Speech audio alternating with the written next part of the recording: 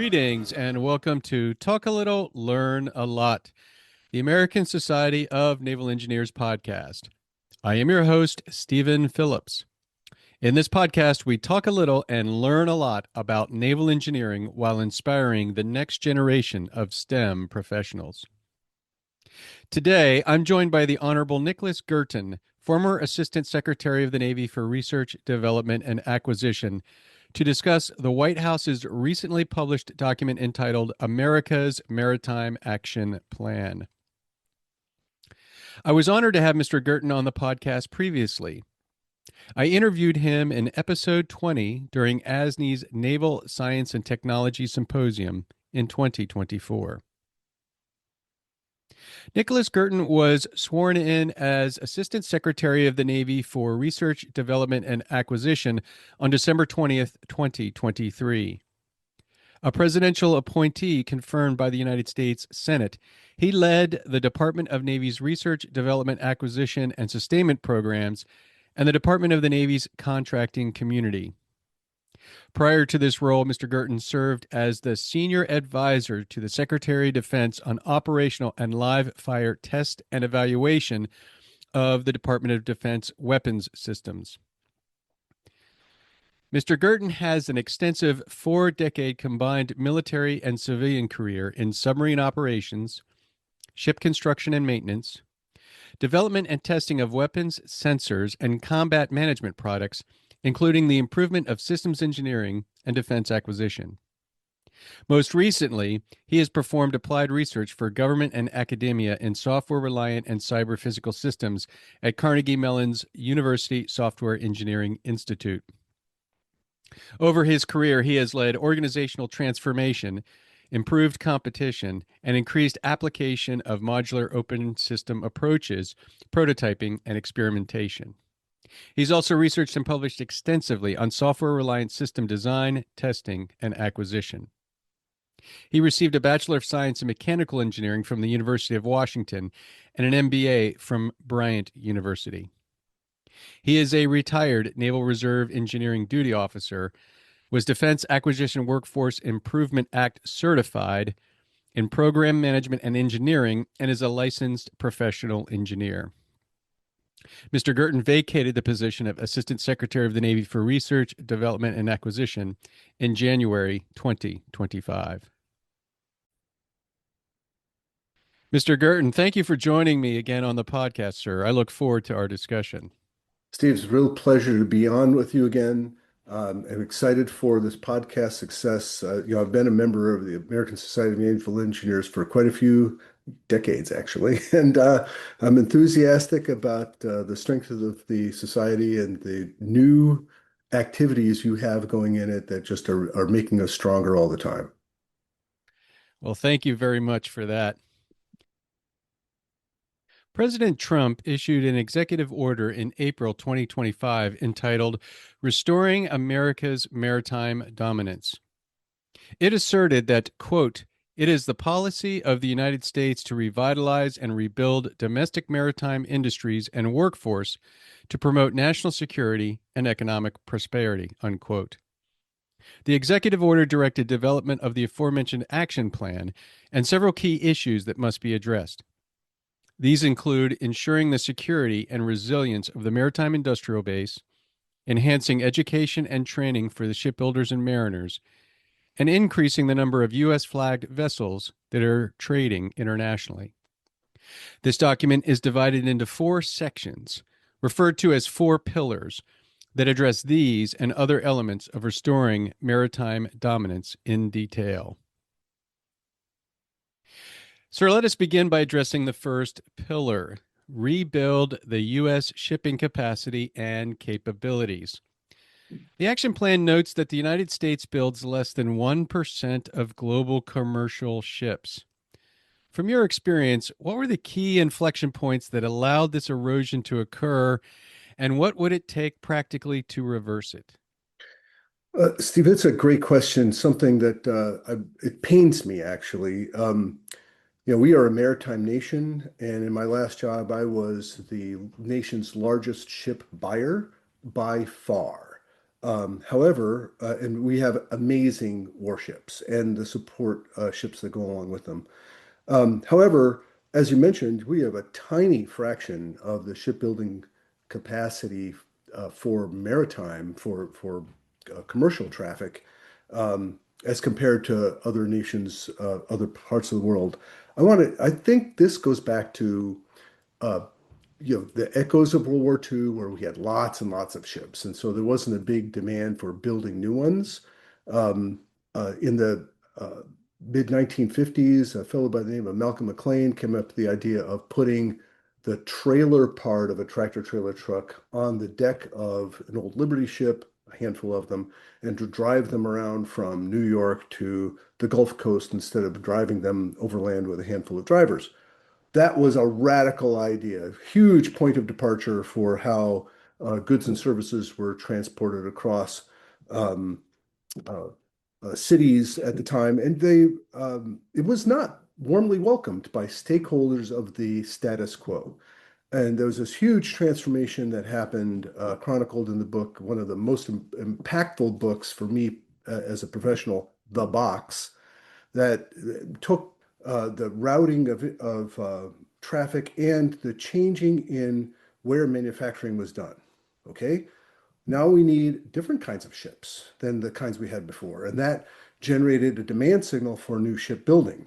But in the 1980s, 20 or so years later, the idea of the global market being a driver of economic growth and a laissez-faire, hands-off approach, and the competition will find its way. Smithian idea of the invisible hand.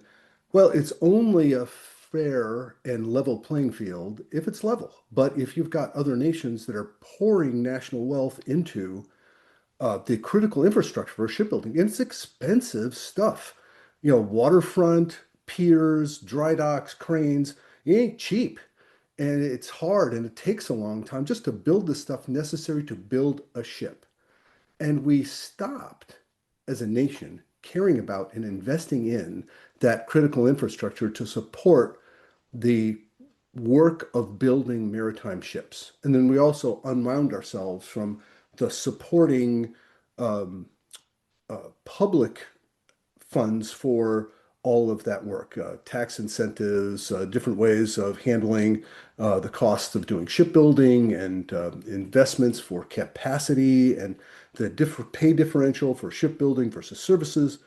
All of those things started to unwind through the 80s. And a very short time later, the work left. And it ended up going to places like Japan, Korea, and now more and more in China because they've invested. It was not a level playing field. And they took advantage of us taking the eye off the ball. And now here we are. We build amazing warships and not so much in the commercial side. So I think that is where we had that inflection point. And what would it take practically to reverse it is level the playing field, really level, like acknowledge that other countries are investing feverishly in the critical infrastructure for doing this work. They also create differentials for what it costs to buy these ships. We need to do all of those things and then some. Now it's time for us to put America's innovation engine in what it takes to build maritime ships, to embrace automation, use digital engineering, all of those things that we do very well in lots of other sectors, we need to apply in this sector as well. Because it's no longer a level playing field. And if we just try to do what they do, we'll still be falling further and further behind. We need to really ramp up our game. The plan emphasizes multi year procurement and stable demand signals. How critical is acquisition stability to shipyard capital investment decisions, and what lessons should we draw from past Navy and Coast Guard programs? Wow, so this was something I really had a big hand in when I was in my last job and continue to watch with fascination what's going on with the Navy and Coast Guard today. We certainly have our share of successes, the DDG 51 program, We continue to build those ships and we're funding them robustly. Attack submarines, we're trying to build them two a year. We've been buying them at two a year, which, man, that's a steady demand signal, right? And industry has been able to invest in it. Although we've also been doing some investment in ourselves, and we'll talk about the maritime industrial base funding later, I suppose. But we also have had our challenges. DDG 1000, the Zumwalt class, littoral combat ship, we ended up building about half of the ones we said we are going to do initially. The Navy recently stepped away from the Constellation class, the frigate, and is starting a different frigate program. So we have a real mix of messages to industry about the long-term commitment the Navy makes to a particular ship class.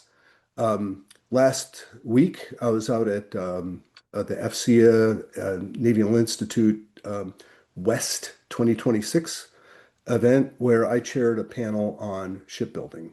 And one of the great minds in this area, Ron O'Rourke, formerly with the Congressional Research Service, had some really amazing ideas about how to improve shipbuilding. And one of the things he really camped on was um, make a decision about what ships you're going to build and keep building them. And he added to it the idea of designing a fleet, not just making a handful of ship classes, but designing them so that they work together in a more creative way that I was particularly intrigued by. But I think that's probably a pretty good place to leave it. Consistency and demand signal allows industry to invest in themselves so they could do the work even better. A lack of consistency sends an equally strong message of, hey, I'm not going to invest in myself unless you show me some serious cash, and then maybe I'll think about it because companies don't want to bet themselves on an unreliable customer. The plan talks about maritime prosperity zones, which are modeled after opportunity zones. In your view, what must be done differently to ensure these zones produce measurable industrial output rather than simply financial activity? I actually had a very positive experience with economic opportunity zones when I was ASN-RDA, where we helped with a private industry buy of some waterfront land that was in one of these opportunity zones, and they're building a new shipyard ship production facility. Actually, they're going to be making the modules that go into submarines down there. Austal's part of that as well, and it worked. And there was some great tax advantages, and we were able to get, or industry anyway, was able to invest in that capacity. And we were showing a very strong demand signal, so they knew they could make that investment and they would get a return on it over time. So I'm very enthusiastic about this idea of extending that logic into the maritime domain and say, hey, the stuff that it takes to build ships is hard, expensive. It takes a while to put it together, and creating zones of areas where we would improve our ability to build commercial ships is a great idea. I think it could even extend it past the places you would normally think of doing shipbuilding, like right on the waterfront, and spread it out more for building the big structures that go into ships or in the things that support shipbuilding. Major functional elements like propulsion or berthing or information systems necessary to drive these new modern commercial ships. So you could spread that out and maybe even lean into the idea of the nation as a shipbuilding zone.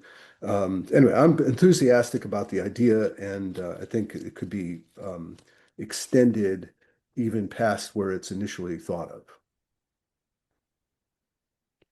The document calls for expanded use of modular construction, AI enabled design tools, and additive manufacturing. From an operational perspective, how transformative could these technologies be for reducing build times and cost growth? I mentioned a little bit earlier about the Navy's program office, actually direct reporting program manager, that I stood up for a maritime industrial base. Now, honestly, the reason we picked that term maritime industrial base is because most of the money for that is for submarine industrial base. Congress was especially generous, but not like they were just giving money away. We had a clear demand for it. We could articulate what we needed. We had metrics that we used the Get Real, Get Better process for identifying what we were going to invest in, how we were going to measure it, and show our results and show our books, show you how we were making those changes and be transparent about it. But as we were spending most of the money on submarines, I wanted my new direct reporting program manager, who's now a great guy, he's doing amazing work, Matt Sermon, to say, hey, look, if we're doing something there that could also help our other classes of ships, let's not be myopic about it. Let's be that rising tide lifting all boats and ships, um, so that we would take best advantage of the resources at hand. Now, this Maritime Action Plan includes, Navy shipbuilding, but really extends it far beyond that to the rest of what it takes to be a maritime nation, commercial maritime ships. So, um, and when we put that industrial base plan together, we were leveraging all of these ideas. How do we use better automation for construction? How do we take advantage of not just the AI tools for building the things that go in the ship or the ships themselves, but also the shipyard? We have to design the shipyard for building fast. We have to take advantage of data, keep track of how material and people are moving. So there's great amounts of work in there, and the Navy has been a big leader in how to take advantage of those tools, specifically for building Navy ships, but could very, very easily be extended into building maritime ships as well. The plan proposes a universal fee on foreign built vessels entering U.S. ports to fund maritime revitalization. Strategically, how do we balance economic competitiveness with industrial sovereignty in such measures? So I will have to admit that this question's a little bit out of my swim lane. I'm more of a naval acquisition guy. But I have a friend, Dr. Sal Mercaliano. He's with Campbell University. He's got a great podcast. I'm a fan. It's called What's Going On with Shipping. And I talked with him a little bit in preparation for this interview. And he gave me some ideas about how to talk about it. And the idea is that we want to increase maritime capacity, but we don't want to do it only through US tax dollars. We want to find ways of being independent of things like subsidies, at least not as dependent as things like subsidies and tax breaks and that sort of thing. Well, maybe tax breaks are okay, but to avoid what we've done in the past. If you look back to how we ramped up shipbuilding in the middle of World War One and in advance of World War Two, that was a big public expenditure. So the idea of finding ways of capturing resources that will push us forward by having the resources to do that is an important part of how this is put together. And honestly, I also think this is borrowed heavily by the Ships for America Act. There's a handful of things in here that are very closely aligned with that draft legislation. And oh, by the way, I think it would be especially valuable to this executive initiative to have those supporting fires from Congress, legislation that helps drive some of these activities. I think it's going to be critical to have those very tightly aligned and in mutual support. I'm glad you quoted Sal. Indeed, I am a fan also. Let's delve into Pillar 2, reform workforce education and training. The maritime workforce shortage is described as both a mariner and shipbuilder problem. From your leadership experience, which poses the greatest near-term strategic risk? Um, well, so you're asking for which one? They're both vitally important. Uh, when um, when I was a ship buyer, the big problem that I was having was many of my ship acquisition programs were late. Actually, almost all of them were. Some of them were late in a controlled way, and others were screamingly late. Um, and a big part of that problem was the echoes of COVID. That happened to us in two different ways. One was we had very experienced shipyard workers. I think the classic example is at Newport News, an electrical supervisor had like an average of 20 years of experience. But now that same position is filled by someone with 5 years of experience. This greening of the workforce, it really happened, and we have the data to prove it. Now, the other part of that problem was that during the COVID pandemic, we also spent a lot of money as a nation on in the services industry, kind of raising the floor of what those people in that sector would make on a daily basis. But we didn't change the cost basis of the contracts that we had established because they were fixed price contracts. They were inked some time before the COVID pandemic hit, and we didn't, make an adjustment based on the realities on the ground. We have since, however. But in the meantime, we lost a lot of great people. And the pandemic had a significant impact on causing a big hysteresis in our schedules for shipbuilding that we're still working to overcome, although we've made really great progress. So my recent experience was ship builders are a precious commodity. They're a part of our critical national infrastructure. The people building ships are as important as the ships themselves.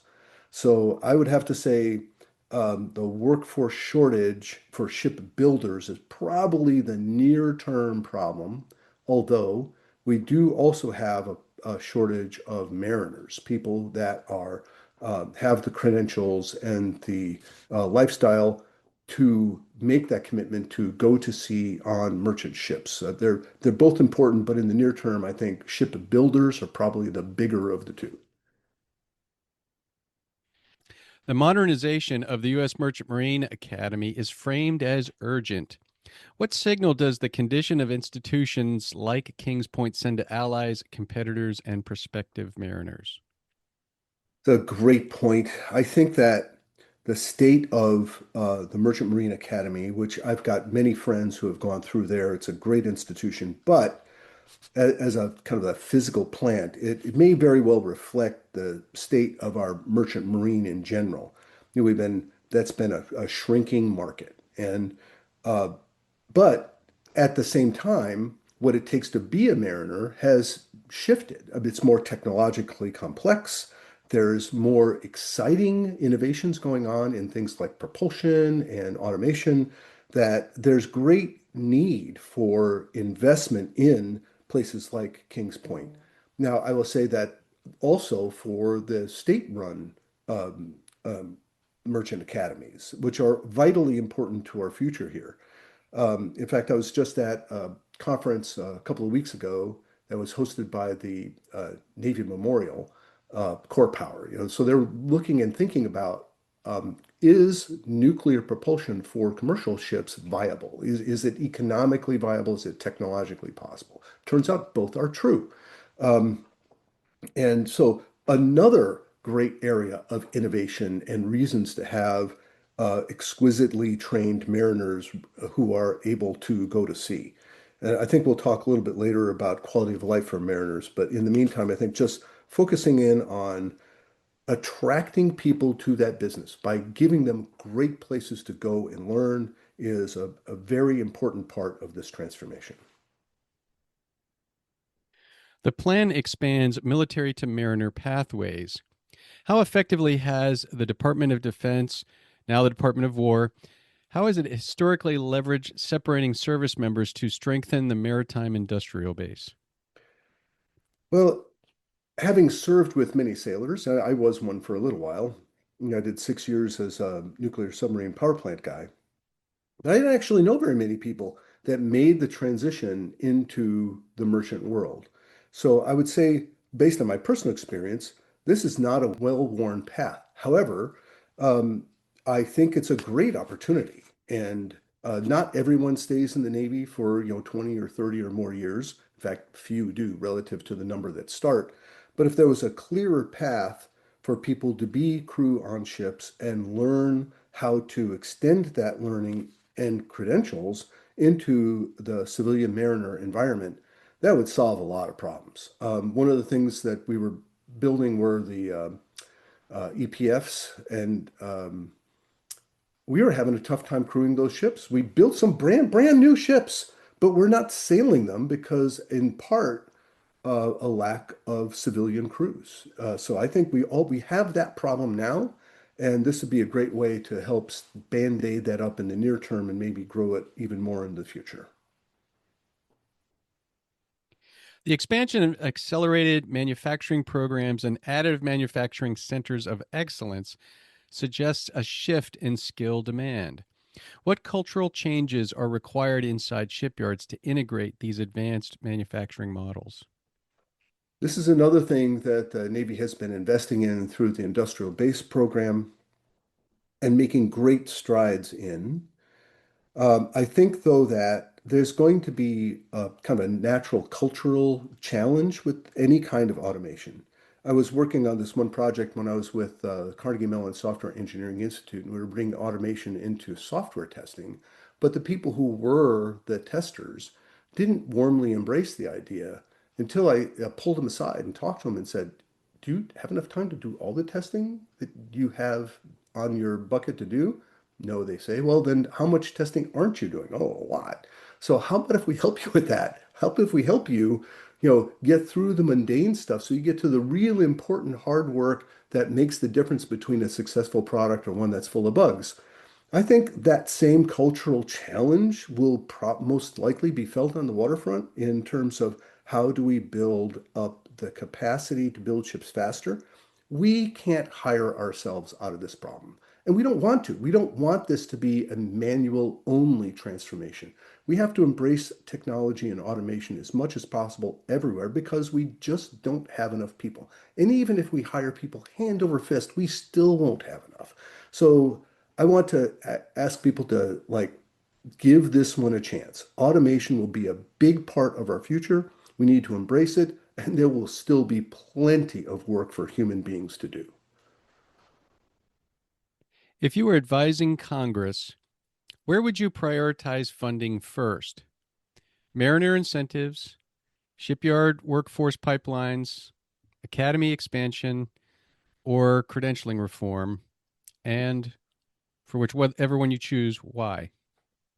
Well, I'm going to assert for now that the Navy is making really good progress in this area. And the big thing that this Maritime Action Plan brings forward is the shift to a maritime nation having U.S. flagged ships doing the work of transporting goods and services in and out of the country. If you don't have, and so the Navy has a mission, the Navy has the capacity to drive the mission forward with the resources we have in hand. Merchant ships need cargo.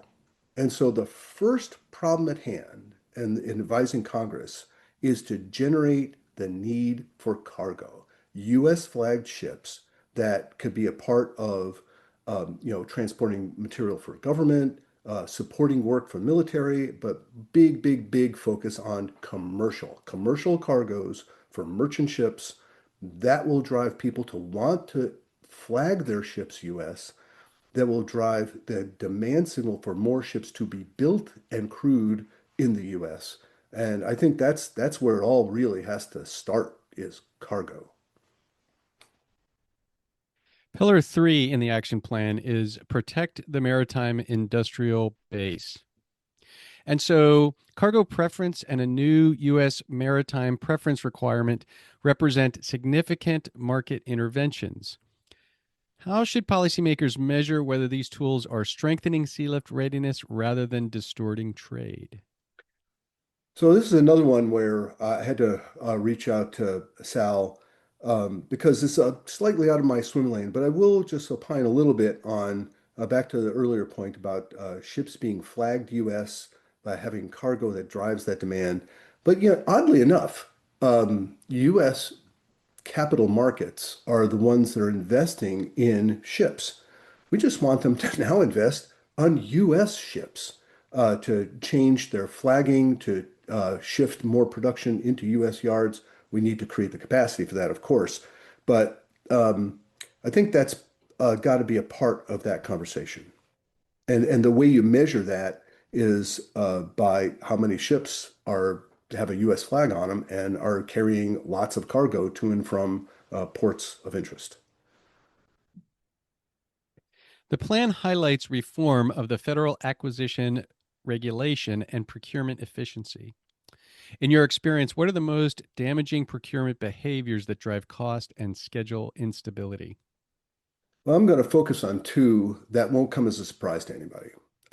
Congress has perpetually not completed their work of authorizing and appropriating resources into the government on time. And for shipbuilding, it is horribly challenging.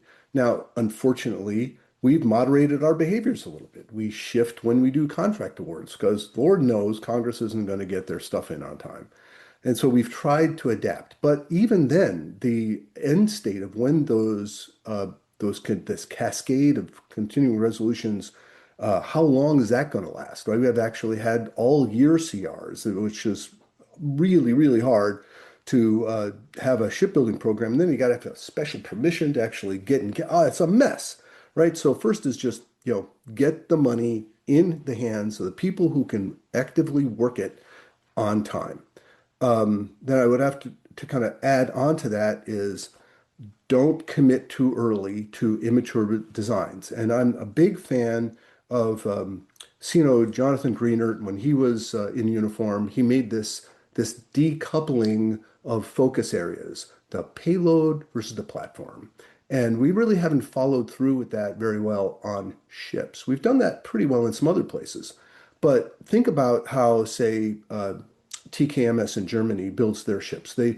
All their ships are made out of 7 modules, and everything has a load path so that you could like unload like a HVAC system as a unit, work it in a garage somewhere or a shop or whatever, and have a swing spare, just like we do with the Trident submarines, right? The whole Triper spare program where we work on things in a nice controlled environment. We can get through it quicker because we're not dealing with interference. We unload an old part and load on a new repaired part, and we get that ship back out to sea. So we know how to do this. We've done this. It does require a little bit more expense in how the ship is designed, how the infrastructure is put together, how the supporting activities of repair are resourced.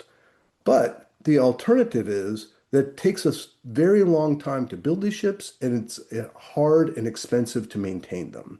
So I think that get the money out in time, mature the designs that allow for modularity, that allow the other thing that allow us to do is insert technology when it's ready, to not overcommit to immature design when you're trying to wire it into the ship, when maybe you should try to find a way to separate those concerns. I'm sorry, I know this is a long-winded question to a long-winded answer rather to a very short question, but this one really drives me at some of my core.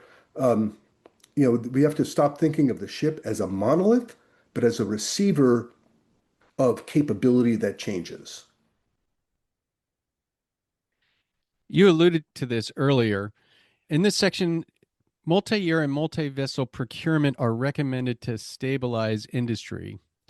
What safeguards are necessary to prevent repeating those cost overruns from past programs?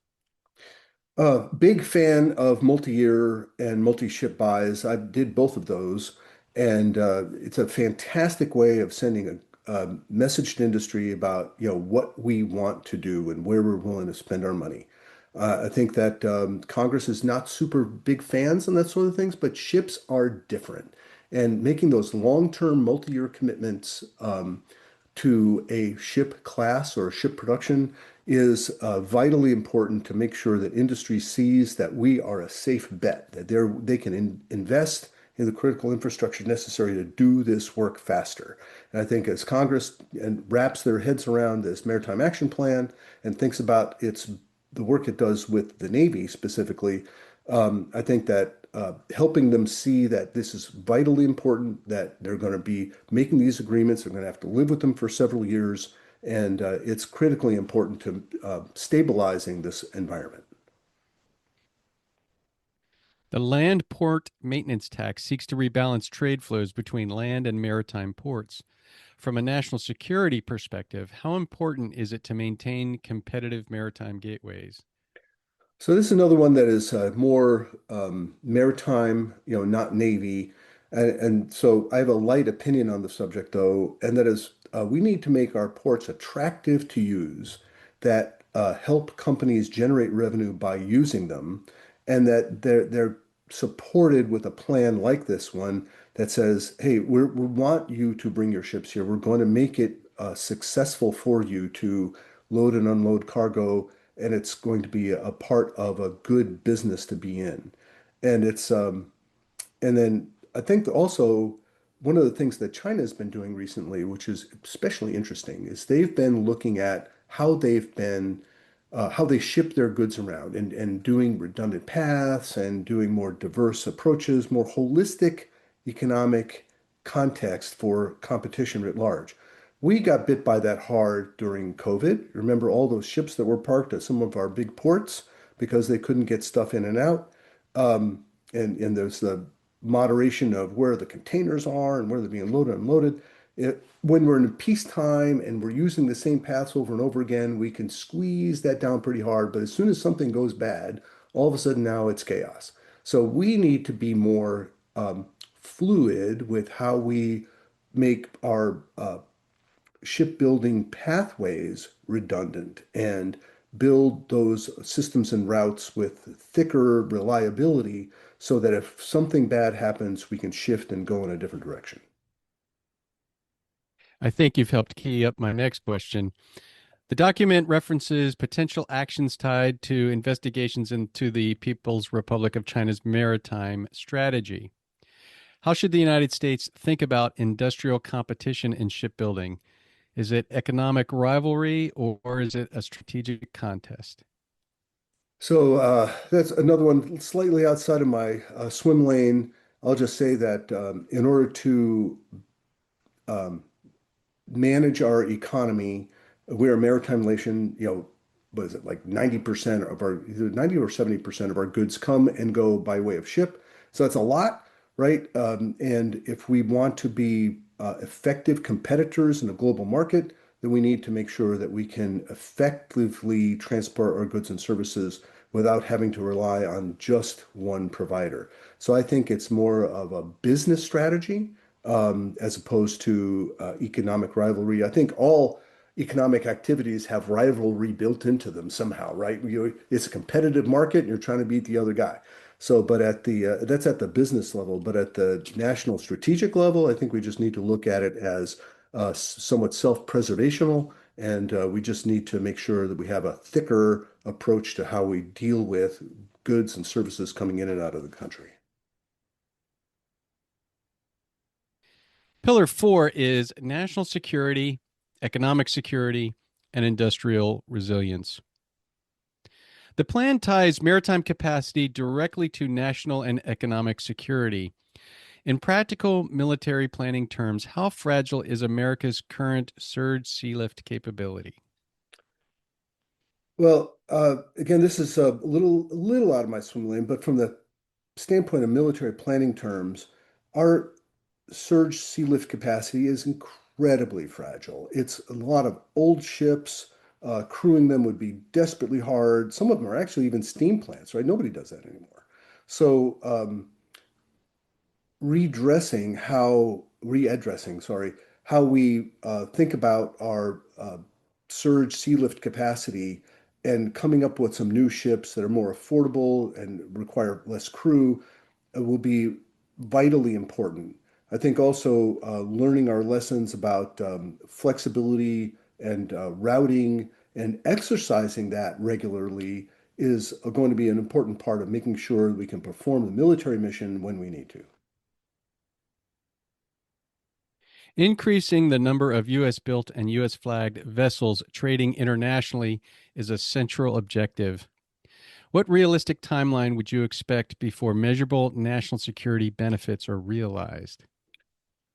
I think we need to be thinking about this, kind of parse it over time at the risk of making it too simple, short, medium, and long, right? And we think about those actions in the context of what can we do up front that will have a big impact, but is insufficient to achieving the objectives of the plan. I think improving the likelihood that industry will want to uh, shift their flags from being the flags of their ships from being somewhere else to being U.S. flagged ships and giving them good economic reasons to do that, I think is a really good short-term action. In the medium term, we can start looking at how do we increase our infrastructure that will be necessary for the long term.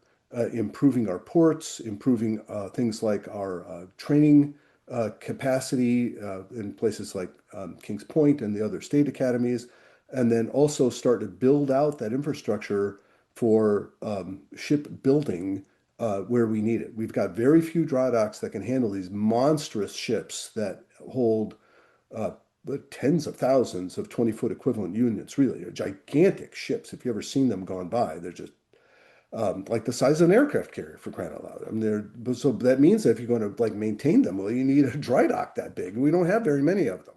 And right now, they're pretty much tied up doing military stuff. So the long term has to include medium term actions of identifying where that work is going to happen, start getting the resources and putting in action. One of the things that we had is the Shipyard Infrastructure Optimization Plan, or SIOP. Maybe it's program. Anyway, SIOP. And we're installing new or updated docks in our four public shipyards. Vitally important, actually. And surprisingly, I think the Maritime Action Plan talks about our four public yards. We used to have a lot more of them, but after the Berlin Wall fell, we thought we'd decrease our infrastructure. And in some places that was really good, but getting rid of shipyards maybe not so good because they're really hard to reestablish once you let them go. So anyway, so thinking through the medium term of how do we set ourselves up for success, where in the long term, where we're building ships and we're have improved ports and we've got lots more cargo going in and out using U.S. merchant mariners. So I think it'd be important to think about that in terms of time horizons, not and also always have measurable outcomes for how well we're doing as we're going. The establishment of a maritime security trust fund suggests long term financial commitment. What governance structure would best ensure these funds are insulated from political cycles? All right. So the problem I think that the Maritime Action Plan as written, and it's not that long a plan really. I mean, think about the Ships for America Act is like hundreds of pages, and there's many activities in this plan that are heavily leveraged out of the work we were doing for industrial base improvement that focused on Navy, submarines and military ships. I think one of the things that we'll need to continue to think about in terms of the governance structure is like who's going to be in charge of this? Is this Department of Transportation thing? Is it something that MARAD would do? It's not clear yet exactly what governance structure would be best suited to manage these funds and make sure that they're deployed on these long time horizons that are necessary for good maritime industrial base policy.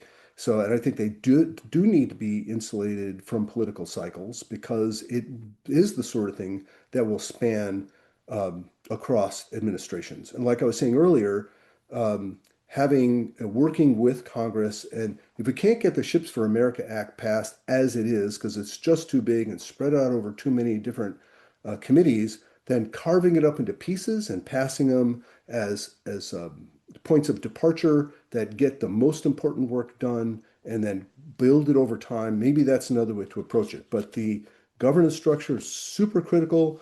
I don't have a really good answer for you, except that there is an all of nation problem, and we need to think about it in a way that it will not only be all of nation in terms of individual administrative execution, but all of nation across administrations, because this is a long-term plan and we want to be successful at it. We need to think about how this is going to progress and be successful across the shifting sands of our political discord.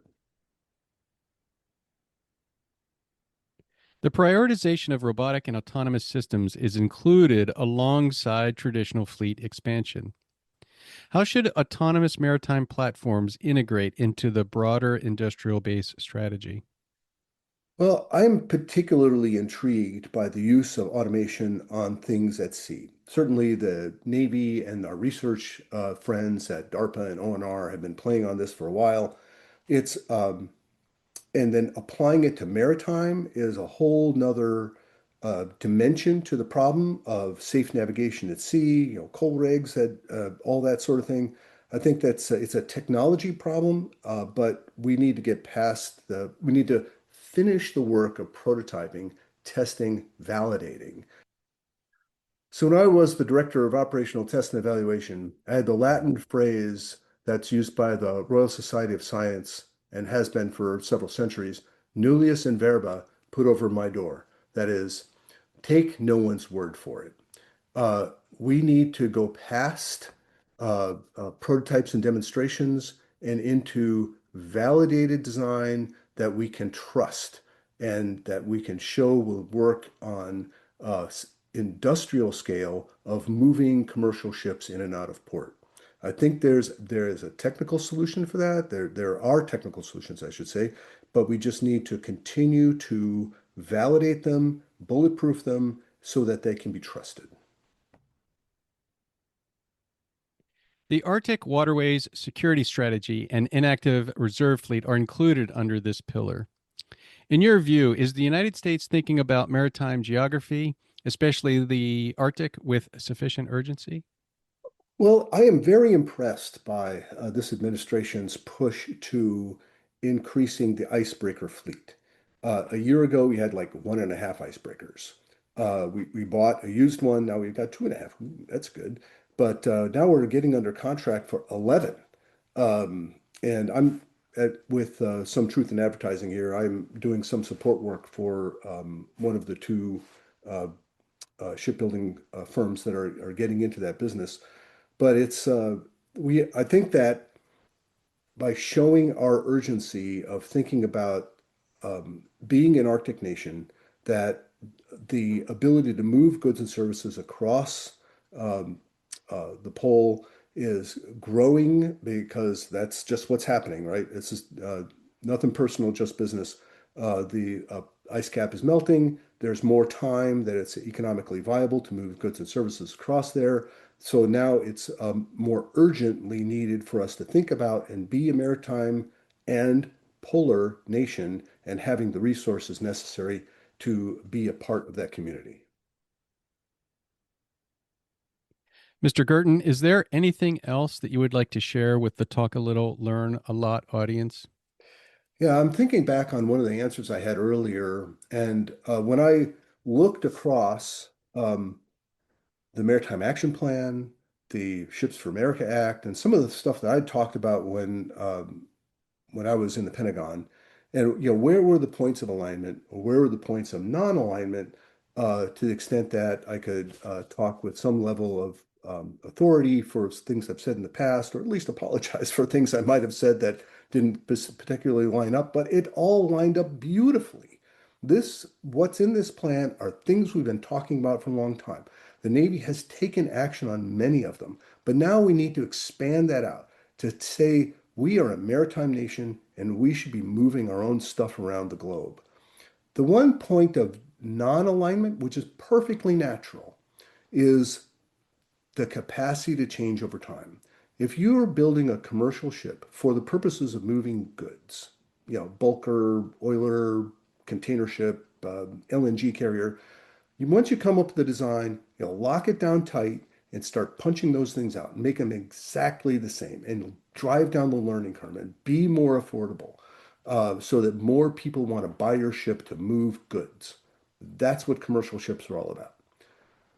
So what I talked about earlier was having the capacity to change built into the ship. That is a Navy problem, not a maritime problem, because we want our military ships to be able to be effective for the long horizon of the hull's life, which means we need to think about how we build both our crewed ships and our uncrewed ships so that they can take capabilities that change because it's the mission systems inside the ship, the stuff that turns a ship into a warship, that stuff is changing all the time. And so I just want to make sure we're kind of separating those concerns. Everything lines up beautifully, but for the use case of the Navy, building ships that are flexible in their design so they can be driving different military capability over the span of years is critically important. Whereas for maritime ships, come up with a design, lock it down, bang them out like Pez. So different problems in terms of how the design comes to fruition, but lots of commonality in terms of the critical need for the right infrastructure and the right capacity with people and automation. We have a lot of work to do here. This is a very exciting plan, and I hope to be a part of it. And so, thank you, Mr. Guertin, for taking this time to discuss America's Maritime Action Plan. I hope that we can welcome you back yet again to Talk a Little, Learn a Lot, the podcast of the American Society of Naval Engineers. Thank you, Steve. It was a real pleasure.